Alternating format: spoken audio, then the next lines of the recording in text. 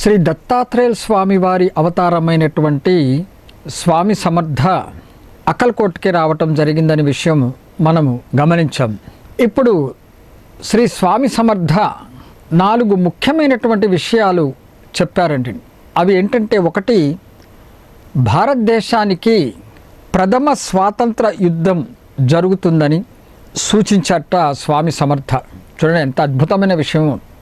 యుద్ధం రాక మునుపే ప్రథమ స్వాతంత్ర యుద్ధం జరుగుతుందని స్వామి సమర్థ సూచించారు. అలాగే రెండవది, దావాజీ అనే అతని ఇంట మహిమ చూపారట స్వామి సమర్థ. అలాగే కమ్మరి భక్తుడు యొక్క చావు చీటిని తప్పించారు స్వామి సమర్థ. మరి 4వది, తన భక్తుడిని తిట్టినందుకు స్వామి ఎలా శిక్షించారు అనేటువంటి విషయాలను గురించి ఇప్పుడు మనము గమనిద్దాం. మొట్టమొదట స్వామి సమర్థ అక్కల్కోట్కి వచ్చారనే విషయం మనము తెలుసుకున్నాము. అక్కడ వారు సుమారు 22 సంవత్సరాలు అక్కడే ఉన్నారండి. అంటే 1856వ సంవత్సరంలో రావడం జరిగింది. అక్కడి నుంచి 22 సంవత్సరాలు కలుపుకుంటే దాదాపుగా 1878వ సంవత్సరం వరకు కూడా స్వామివారు ఉండటం జరిగింది. స్వామి సమర్థ 1857వ సంవత్సరంలో భారతదేశానికి ప్రథమ స్వాతంత్ర యుద్ధం రాబోతున్నది అని సూచించారట. అది ఎలా అంటే, ఒక స్వామి సమర్థ ఒక కొత్త ఆట ఆడారటండి. ఆయన చర్యలు, ఆయన చేష్టలు మనం చూసాం ఎంత విచిత్రంగా ఉంటాయో అనేది. మరి ఈ విధముగా భారతదేశానికి ప్రథమ స్వాతంత్ర యుద్ధం రాబోతున్నది అని చెప్పటానికి ఒక గమ్మత్తైన ఆట ఆడారట స్వామి సమర్థ. అది ఏమిటంటే, రాజమహల్లో ఉన్నటువంటి ఫిరంగిలో స్వామి సమర్థ ఏం చేశారంటే, ఆ రాజమహల్లో ఉన్నటువంటి ఫిరంగిలో వారి యొక్క తలని దూర్చారట స్వామి సమర్థ. ఆ ఫిరంగి ఉంటుంది కానీ ఫిరంగి యొక్క ముందు భాగం ఉంటుంది కదా, ఆ ఫిరంగిలో వారి యొక్క స్వామి సమర్థ యొక్క తలని దూర్చారట. తలని పెట్టారట స్వామివారు. అంటే దీని వలన ఏం చెప్పారు స్వామివారు అంటే, జరగబోతున్నది ఏంటంటే, స్వాతంత్ర యుద్ధములో ఎందరో మహానుభావులు వారు దేశభక్తి కోసమని, వారు ఆ దేశభక్తి బిడ్డలు త్యాగానికి సిద్ధంగా ఉన్నారు అనేటువంటిది స్వామివారు సూచించారు అనే విషయం గ్రహించాలి. అంటే స్వామివారు, స్వామి సమర్థ అలా దేశభక్తి కోసమని త్యాగం చేసే వారి వద్ద ముందుగానే స్వామి వారిని తమ వద్ద తీసుకున్నారనేటువంటి విషయం కూడా మనం గ్రహించాలి.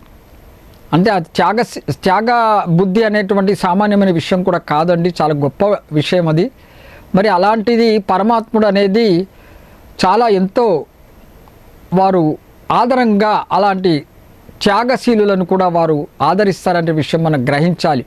మరి భారతదేశానికి ప్రథమ స్వాతంత్ర యుద్ధం రానున్నదని స్వామివారు ఆ విధంగా సూచించడమే కాకుండా, ఆ యుద్ధం ద్వారా అనేక మంది త్యాగం చేయటం ద్వారా వారి యొక్క ప్రాణాలు కోల్పోతారనే విషయం కూడా చూపించారు. అంటే స్వామివారు అలా చూపిస్తూ మరొక సూచన కూడా మనం చేశారనే విషయం మనం గ్రహించాలి. అలాంటి త్యాగం చేసిన వాళ్ళందరూ కూడా ఆ దత్తాత్రేయునిలో ఐక్యమయ్యారనే విషయం మనం గ్రహించుకోవాలండి. స్వామి సమర్థ అందుకనే ఆ విధంగా సూచించారనే విషయం మనం తెలుసుకోవాలి. కాబట్టి స్వామి సమర్థ రానున్నటువంటి యుద్ధాన్ని ముందే వారు చెప్పారు. అంటే ఒక భయంకరమైన యుద్ధం వస్తుంది అనేటువంటిది ఎవరూ చెప్పలేనటువంటి విషయాన్ని చెప్పేవారు ఎవరండి? పరమాత్మయే, దత్తాత్రేయుల స్వామి వారే. ఆ దత్తాత్రేయుల స్వామి వారే స్వామి సమర్థగా అవతరించి వారే ముందుగా ఇలాంటి సూచన చూపించారు అనే విషయం మనం గ్రహించాలి. పరమాత్ముడే ఆ జగన్నాథుడు ఆడే నాటకం ఇదంతా అనే విషయం కూడా గ్రహించాలి. కాబట్టి ఆయన అనుకున్న రీతిగానే ఆయన ఏ విధంగా స్వామివారు పరమాత్ముడు ఏ విధంగా అతని యొక్క పర్యవేక్షణలో ఏదేది జరుగుతుందో అనే విషయం కూడా అలాగే జరుగుతుందనే విషయం కూడా మనం గ్రహించాలి. అంతా స్వామికి తెలిసే జరుగుతుందనే విషయం కూడా గ్రహించాలి. కాబట్టి స్వామి సమర్థ ఆ విధంగా సూచించారు. తర్వాత రాంపూర్ అనే గ్రామం ఉంది. మన అక్కల్కోట దగ్గర ప్రాంతంలోనే రాంపూర్ అనే ఒక గ్రామం ఉంది. అక్కడ దావాజీ అనే ఒక అతను కూడా అక్కడ ఉండటం జరిగింది ఆ రాంపూర్ అనే గ్రామంలో. అతను కూడా స్వామిని సేవిస్తూ ఉన్నట్టండి. ఎందుకంటే స్వామి సమర్థ యొక్క పేరు ప్రఖ్యాతలు విని వారు అనేక చోట్ల అనేక లీలలు చేసి వచ్చి అక్కలకోటకు వచ్చారు కదండి. మరి అటువంటి భగవత్ స్వరూపులు ఆ గ్రామానికి రావడం చేత మరి రాంపూర్లో ఉన్నటువంటి ఈ దావాజీ అనే భక్తుడు కూడా స్వామికి సేవ చేసుకుంటూ భక్తుడయ్యాడు. మరి ఆ స్వామి సమర్థ అప్పుడప్పుడు ఆ భక్తుని ఇంటికి కూడా వెళ్తుండేవాటండి. ఈ రాంపూర్లో ఆ దావాజీ అనే భక్తుడి ఇంటికి కూడా స్వామివారు వెళ్తూ ఉండడం జరిగింది. ఒకసారి ఏమైందంటే స్వామివారు భిక్షాటనకి వెళ్ళారటండి. వెళ్ళినప్పుడు అక్కడ ఆ దావాజీ అని అతను ఏం చేశాడంటే స్వామివారు వస్తున్నారు కదా, మరి స్వామివారితో స్వామి వచ్చారు కదా, మరి అది తెలుసుకుని అనేక మంది కూడా రావచ్చనే ఉద్దేశంతో ఆ దావాజీ ఒక 40 మందికి సరిపోయే భిక్షను తయారు చేసుకుని ఉన్నాడు. ఎందుకంటే ఆ స్వామితో పాటు వచ్చిన వాళ్ళకి భిక్ష పెడదామనే ఉద్దేశంతో ఒక 40 మందికి సరిపోయే పదార్థాలన్నీ కూడా ఆయన సమకూర్చుకున్నాడు. కానీ స్వామి సమర్థ ఆ దావాజీ ఇంటికి వచ్చారనే విషయం గ్రహించిన పిదప చుట్టుపక్కల ఉన్నటువంటి గ్రామాల్లో ఉన్నటువంటి అనేక మంది జనాలు కూడా వారింటికి రావడం జరిగింది. 40 మంది అనుకున్నారు కానీ చాలా ఎక్కువ మంది వచ్చారు. అంటే మరి స్వామి సమర్థ మరి అప్పటికే ఆయన ఎంతో పేరు ప్రఖ్యాతులను గాంచి ఎన్నో లీలలను చూపారు కాబట్టి ఆయన మహిమను తెలుసుకొని అందరూ కూడా స్వామిని దర్శించుకోవాలి, వారికి మేలు కలుగుతుందనే ఉద్దేశము చేత అనేక మంది రావటం, ఆ దావాజీ ఇంటికి రావటం జరిగింది. మరి ఆయన వండిందేమో 40 మందికి మాత్రమే. మరి ఆ పదార్థాలు సరిపోవు కూడా నిజానికి. మరి ఏం చేయాలని అనుకున్న సమయంలో స్వామివారు ఏం చేశారంటే స్వామి సమర్థ వచ్చిన వాళ్ళందరూ కూడా భిక్ష పెట్టమని ఆ దావాజీకి మరి ఆజ్ఞాపించారు స్వామి సమర్థ. మరి వారు వండిందేమో 40 మందికి మాత్రమే ఆ దావాజీ వండింది. మరి వచ్చిన వాళ్ళు చాలామంది. స్వామి ఏమో ఒక పక్క ఆజ్ఞ వేశారు, అందరికీ పెట్టి పంపేయండి భోజనం అని. మరి ఇది ఎలా అనుకుని అతను సందిగ్ధంలో పడ్డాట ఆ భక్తుడు. అప్పుడు స్వామి సమర్థ ఏం చేశారంటే ఆ దావాజీకి చెప్పాట, ఏం భయపడదు నాయనా, నువ్వు చేసినటువంటి వంట చేసిన పదార్థాలన్నీ నా దగ్గర తీసుకురా అని చెప్పారట స్వామి సమర్థ. అవన్నీ తెప్పించుకొని స్వామి సమర్థ దత్తాత్రేయులు స్వామివారు ఏం చేశారంటే వాటిపైన ఆ వండిన పదార్థాలపైన కొన్ని దేవతల యొక్క విగ్రహాలను పెట్టారట స్వామి సమర్థ. ఎంత చిత్రమో చూడండి. ఆయన చేసే లీలలు విచిత్రంగా ఉంటుంది. ఆ వండిన పదార్థాలపైన దేవతల యొక్క విగ్రహాలను పెట్టారు స్వామి సమర్థ. పెట్టి ఆ దావాజీ దంపతులకు ఇద్దరిని పిలిచి చెప్పారట, ఈ వండిన పదార్థాలు ఈ పాత్రలో ఏవైతే పెట్టుకున్నారో వాటి మీద విగ్రహాలు, దేవతల విగ్రహాలు ఏవైతే స్వామి సమర్థ ఉంచారో ఆ పాత్రలని తలపైన పెట్టుకొని వారి గృహంలో ఉన్నటువంటి తులసి మాత ఉంది కదా, తులసి చెట్టు ఉంది కదా, ఆ తులసి చెట్టుకు ప్రదక్షిణ చేసి రమ్మని చెప్పారట స్వామి సమర్థ. వచ్చిన తర్వాత వడ్డీమని చెప్పారు స్వామి సమర్థ. మరి ఆ దావాజీ దంపతులు దత్తాత్రేయులు యొక్క ఆజ్ఞ ప్రకారము అలాగే చేశారు. వండిన పదార్థాల మీద ఆ స్వామి ఎప్పుడైతే ఆ విగ్రహాలను పెట్టారో వాటినన్నీ తల మీద పెట్టుకొని వారి ఇంట్లో ఉన్నటువంటి ఆ తులసి కోటకి చుట్టూ ప్రదక్షిణలు చేసి స్వామి చెప్పినట్లుగా భక్తి శ్రద్ధలుగా తెచ్చి తర్వాత వడ్డించడం ప్రారంభించారు. స్వామి సమర్థ ఆ విధంగా చెప్పిన తర్వాత వాళ్ళు వచ్చిన వాళ్ళందరికీ వడ్డన చేస్తే ఆశ్చర్యం కలిగింది. ఎందుకంటే వాళ్ళు 40 మందికి వండినటువంటి ఆ పదార్థములు వచ్చిన వాళ్ళు ఎంతోమంది అయినప్పటికీ కూడా అందరికీ చక్కగా సరిపోయింది. ఎవరికి కూడా పదార్థం రాలేదు అని అనుకోకుండా తృప్తిగా భోంచేశారటండి. స్వామి యొక్క ఈ అద్భుతమైనటువంటి లీల ప్రదర్శించారు అక్కడ ఈ దావాజీ దగ్గర. అలాగే మరొక భక్తుడు, అతని పేరు జాదవ్. ఈ జాదవ్ అనే అతను అక్కలకోటలో ఉండేవాడు. ఈ భక్తుడు అతను కూడా స్వామి యొక్క లీలలను మహిమలను, స్వామి యొక్క పేరు, ఆయన చూపినటువంటి అనేక లీలలు అనేక స్థలాల్లో విని స్వామివారిని సేవించుకుంటూ ప్రియభక్తుడిగా మారాడు స్వామి సమర్థకి. స్వామి సమర్థ ఈ జాదవ్ని చాలా ప్రేమతో ఒక మాట పిలిచేవాట. ఏమని అంటే ఒరే కుమ్మరి అని పిలుస్తుండేవాట ఈ జాదవ్ అనే అతన్ని స్వామి సమర్థ. ఒకసారి స్వామి సమర్థ ఏమన్నారంటే, ఒరే కుమ్మరి, నీ పేర ఒక చీటీ వచ్చిందిరా అని చెప్పేట. అంటే చావు దగ్గర పడింది అని స్వామివారు సూచించడం జరిగింది. ఒరే కుమ్మరి, నీ పేరున ఒక చీటీ వచ్చిందిరా అని చెప్పారట స్వామి. మరి ఆ మాటలు వినేటప్పటికీ ఎవరికైనా భయం వేస్తుంది కదండి. ప్రాణం పోతుందంటే ఎవరికైనా భయమే కదా, ప్రాణతీపి ఉంటుంది కదా, ఎవరికైనా సహజం అది. కాబట్టి ఆ జాదవ్ కూడా భయపడిపోయాడు. అయ్యో నాకు మరణగండం వస్తున్నది కదా, నేను మరణిస్తాను కదా అనేటువంటి ఒక ఆలోచన కలిగింది ఆయనకి. ఆయన స్వామి సమర్థను వేడుకోవడం జరుగుతుంది. స్వామి మరి నన్ను రక్షించండి స్వామి అని ఆయన పాదాల మీద పడి వేడుకోవడం జరుగుతుంది. అప్పుడు స్వామి సమర్థ మరి సాక్షాత్తు ఆ తల్లి కాబట్టి ఆయన బిడ్డలను రక్షణ కోసం, బిడ్డలంటే ప్రేమ కాబట్టి పాపం ఆయన వెంటనే ఏం చేశారంటే దూరముగా ఉన్నటువంటి ఒక ఆంబోతుని చూసి చీ అని అరిచారట అండి స్వామి సమర్థ. అక్కడెక్కడో ఒక ఆంబోతుని చూసి చీ పో అని గట్టిగా అరిచారట. పో అని కేక పెట్టారు స్వామి సమర్థ. వెంటనే అక్కడ ఉన్నటువంటి ఆ ఆంబోతు మరుక్షణమే కింద పడి మరణించింది. ఈ దావోజీ అనే అతని యొక్క ఆ చీటి తప్పింది, అంటే ప్రాణగండం తప్పింది. ఆయన ఎటువంటి అపాయం కలగలేదు. స్వామి సమర్థ భక్తుని ఆ విధంగా రక్షించాడు. ఇదొక అద్భుతమైన లీల అనేటువంటి విషయము మనము గ్రహించాలి. ఇంకొకసారి ఒక తోట కాపరి వాడు ఉన్నట్టండి. ఆయన అక్కడ ఉన్నటువంటి తోటని కాపలా కాస్తుంటాడు అతను. మరి స్వామి సమర్థకి మరొక భక్తుడు ఉన్నాడు. అతని పేరు కొండు నాన్న అనే అతను భక్తుడు. ఈ కొండు నాన్న ఒకసారి ఎవరైతే ఆ తోటను కాస్తున్నట్టు ఆ తోట కాపరి ఉన్నాడో ఆ తోటలకు వెళ్ళాడు ఈ కొండు నాన్న అనే అతను.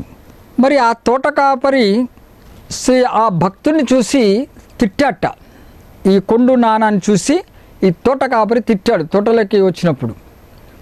మరి స్వామివారు తన భక్తుని తిరిగితే వారు ఊరుకోరు. పరమాత్ముడి యొక్క ప్రేమ అలాంటిది. తన భక్తులని ఎవరైనా అంటే ముందు పరమాత్ముడు బాధపడతాడు. ఇక్కడ అదే జరిగింది.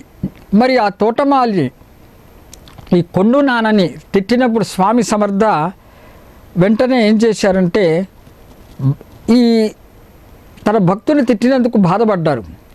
ఆ తోటమాలిని అతను తిట్టడమే కాకుండా ఆ కొండు నాన్నని తన తోటలోంచి బయటకి గెంటేశాడు కూడా. మరి కొంతకాలం అయిపోయింది. ఈ జరిగిన సంఘటన కొంతకాలం అయింది. మరి స్వామి సమర్థ ఒకసారి అదే తోటలోకి వెళ్ళారండి. తన భక్తుడికి మరి ఆ విధంగా అవమానం జరిగింది కదా, స్వామి సమర్థకి తెలియనిదంటూ లేదు కదా, వారు సమర్థులు కదా. అది జరిగిన కొన్ని కాలానికి స్వామి సమర్థ ఆ తోటమాలి తోటలోనికే వెళ్ళారు.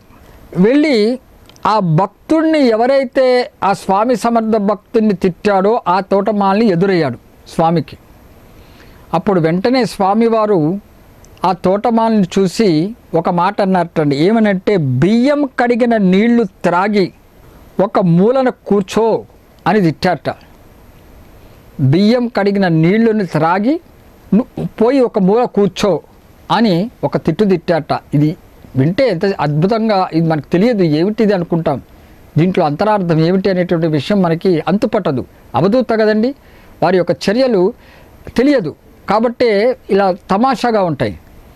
ఆ తోటమాలికి కూడా అర్థం కాలేదు ఏమిటిది ఇలా అన్నారు స్వామి అనేటువంటి విషయం అతనికి కూడా బోధపడలేదు.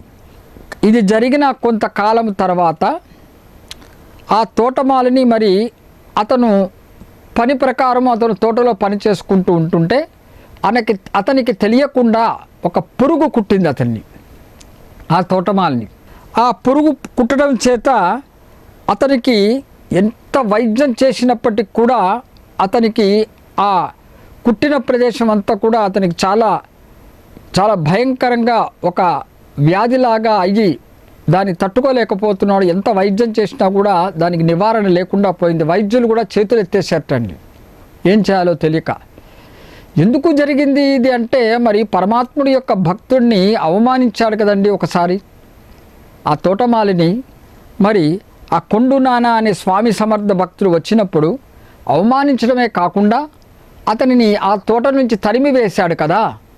మరి పరమాత్ముడు తన భక్తులని ఎవరైనా అంటే వారు సహించరు కదా. స్వామి సమర్థ ఇక్కడ అదే చూపించారు.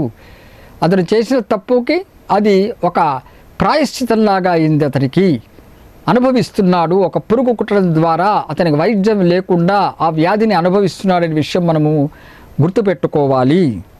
మరి చివరికి అతను ఆ బాధ నివారణకి ఏది కలిగిందంటే ఒక వైద్యుడు చెప్పాటండి, నీ ఈ ఈ బాధకి నీకు కేవలం ఒక ఉపాయం ఉంది, అది ఏమిటంటే బియ్యం కడిగిన నీళ్లు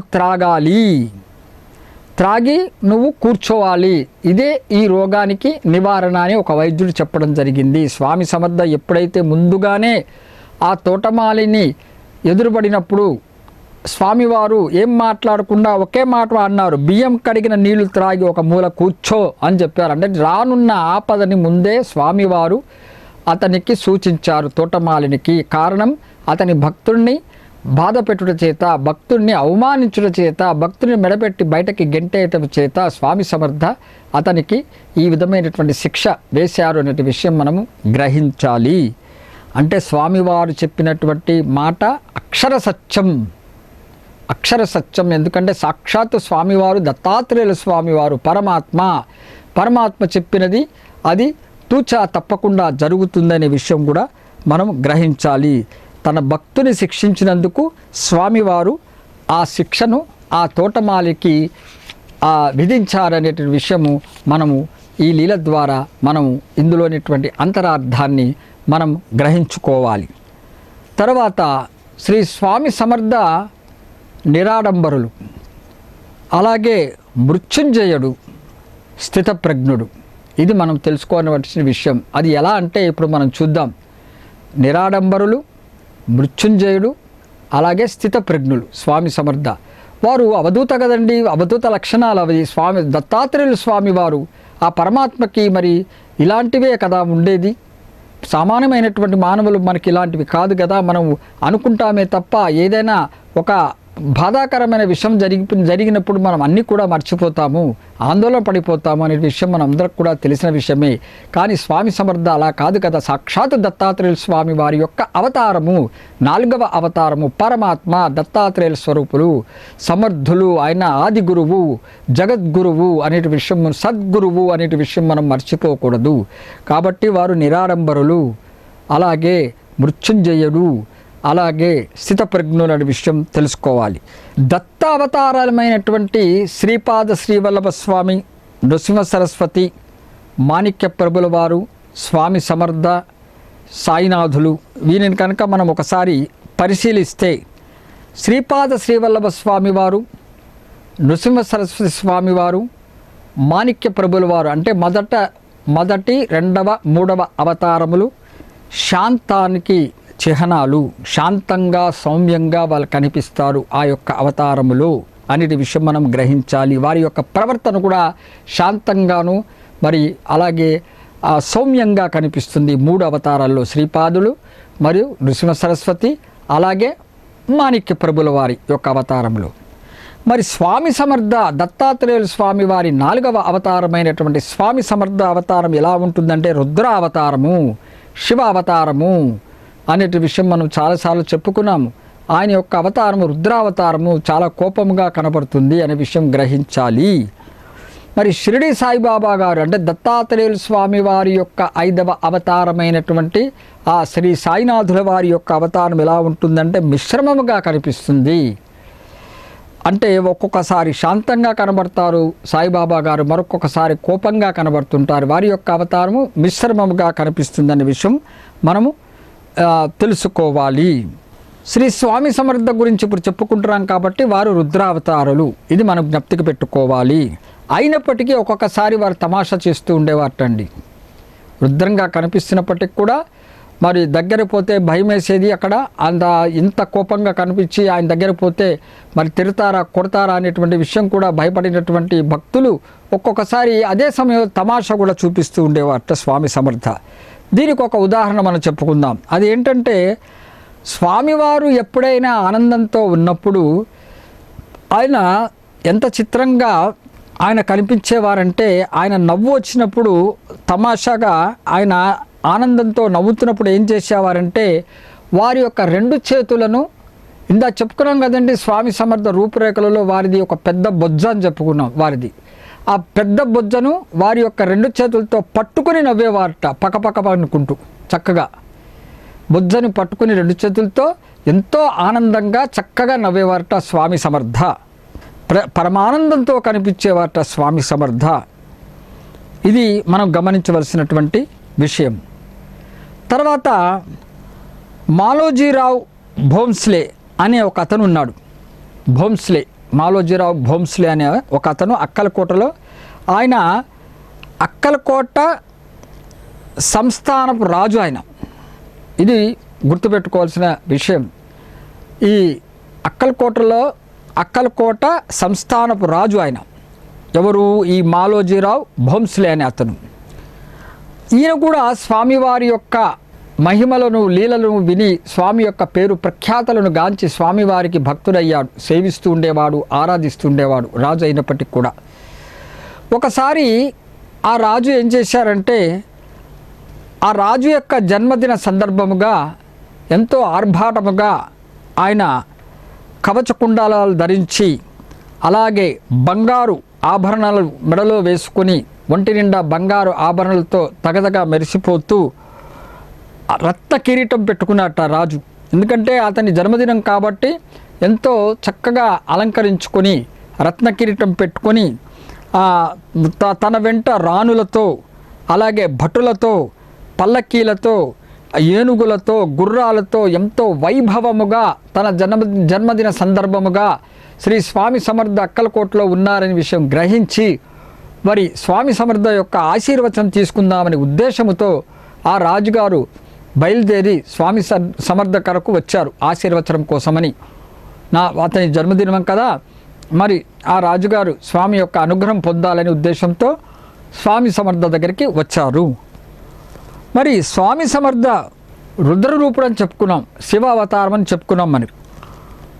మరి స్వామి సమర్థ ఈ ఆర్భాటం అంతా చూశాడు. ఆ రాజు యొక్క ఆర్భాటం అంతా చూసి రాజు మరి స్వామి సమర్థ యొక్క ఆశీర్వచనం తీసుకుందామని దగ్గరకు పోగానే స్వామి సమర్థ ఏం చేశారంటే రాజుని లాగి చంప మీద కొట్టాటండి. ఒక చంప దెబ్బ గట్టిగా లాగి కొట్టాట స్వామి సమర్థ. చూడండి ఎంతటి స్వామివారి చర్యలు చూస్తుంటే మనకి తమాషా అనిపిస్తుంటుంది. మహారాజు వచ్చాడు అండి, అంత వైభవంగా వచ్చింది కూడా ఏంటి, ఆశీర్వచనం తీసుకుందామని ఒక మంచి ఉద్దేశంతోనే వచ్చాడు. ఆడంబరవులతో ఎంతో మరి రాజు వైభవంతో వచ్చాడు ఆయన. స్వామి చెంతకు పోగానే స్వామి ఏం చేశాడు, లాగి చెంప మీద కొట్టాడు. ఆ చెంప దెబ్బ ఎంత గట్టిగా తగిలిందంటే ఆ రాజుకి, ఆ రాజు ధరించినటువంటి ఆ రత్న కిరీటం ఎగిరి ఎక్కడో పడిందిటండి.